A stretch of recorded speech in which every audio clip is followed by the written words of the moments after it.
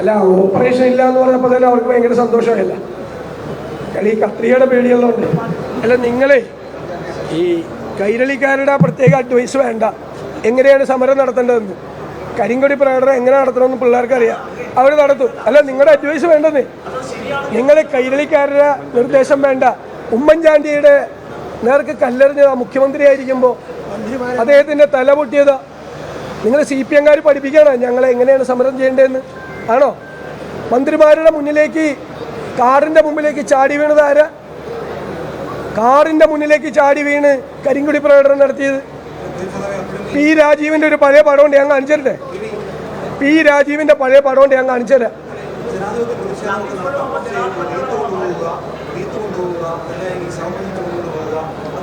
ഘോര സമര രീതിയല്ല, എന്താ തെറ്റ്? അല്ല, ഉറപ്പായിട്ടും ഈ പുതിയുഗ യാത്രയാണ് അതിനെയാണ് പിന്നെ കോൺസെൻട്രേറ്റ് ചെയ്തത് മുഴുവൻ, അത് തകർക്കാൻ വേണ്ടിയിട്ട്. നന്നായി കാരണം എന്ന് വെച്ച് കഴിഞ്ഞാൽ ഇവരുടെ പ്രതിഷേധം കൂടുന്ന ഒരാൾ കൂടിക്കൊണ്ടിരിക്കുകയാണ്. 50 ബോർഡും 100 ബോർഡും തകർക്കുമ്പോൾ ആ വാശിയിലാണ് UDF പ്രവർത്തകർ ഇറങ്ങിയിരിക്കുന്നത്.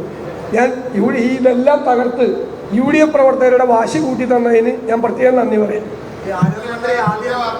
ആരോഗ്യമന്ത്രി ആദ്യം ജില്ലാ ആശുപത്രി പ്രവേശിപ്പിച്ചു, പിന്നെ പരിഹാരം മെഡിക്കൽ കോളേജായി.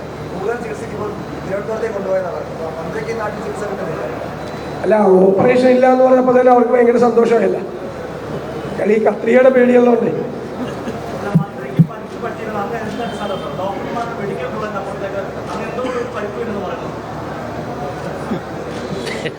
കേരളത്തിലെ മുഴുവൻ ജനങ്ങൾക്കും അറിയാം, എല്ലാ മാധ്യമങ്ങൾക്കും അറിയാം.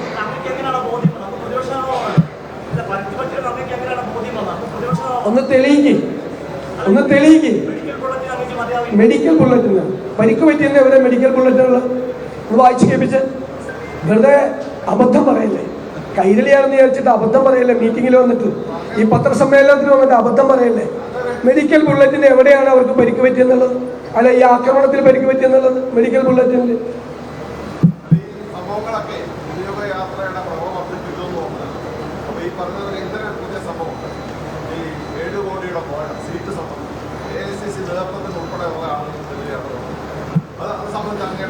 എനിക്കറിയില്ല, ഞാൻ കേട്ടിട്ടില്ല, എനിക്കറിയില്ല. അറിഞ്ഞാൽ ഞാൻ പറയാം, മറുപടി പറയാം. അല്ല, അറിഞ്ഞാൽ മറുപടി, എനിക്ക് അറിയാത്ത കാര്യം എങ്ങനെ പറയണം? അത് അറിഞ്ഞാൽ നിങ്ങൾക്ക് മറുപടി പറയാം. ഞാൻ മുഖ്യമന്ത്രി പോലെ അല്ലല്ലോ. 50 മിനിറ്റ് സംസാരിച്ച് 4 പേര് 2 ചോദ്യം കൈരളിയും 2 ചോദ്യം ദേശാമാനും ചോദിച്ചു. 5-ാമത്തെ ചോദ്യം നിങ്ങളാരെങ്കിലും ചോദിക്കുമ്പോൾ സമയമായി എന്ന് പറയും എഴുന്നേറ്റ് പോകുന്ന ആളല്ലല്ലോ ഞാൻ മാധ്യമപ്രവർത്തകർ കാണണം എന്ന് പറഞ്ഞാൽ അവരെ കാണുന്ന ആളാണ്. ഞാൻ ഈ വിഷയം അറിഞ്ഞു കഴിഞ്ഞാൽ ഇന്നലെ വേണേ കാണാം. അതല്ലേ ഞാൻ പറഞ്ഞു, ഒളിച്ചുകൂടില്ലല്ലോ.